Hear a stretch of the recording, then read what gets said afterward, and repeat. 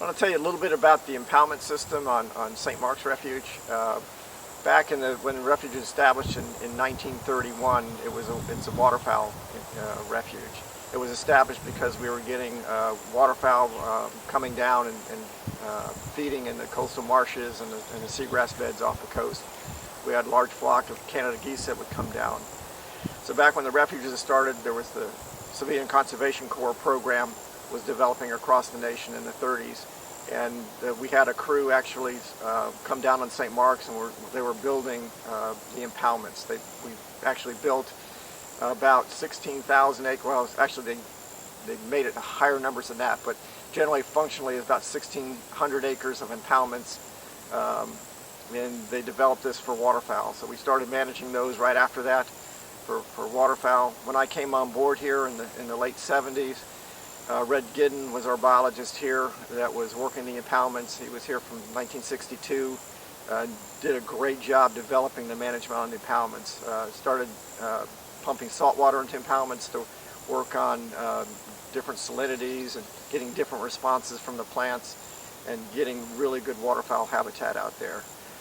We've kind of continued over the years. Since our waterfowl numbers have dropped, we started having to shift gears a little bit and look at managing the impoundments for other critters as well, the shorebirds that were coming through, the wading birds, some of the other wetland wildlife species.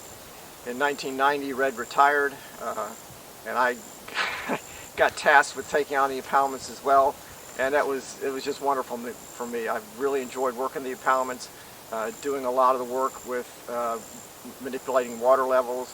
We've shifted gears over the years where we've had Stony Bayou 1, one of our impoundments. I was generally using that for holding high water, so I can use the water to fill up the other impoundments when needed.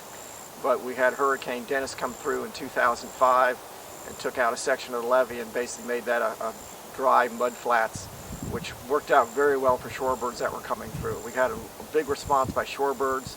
So to kind of turn that around, we kind of shifted the management in that impoundment.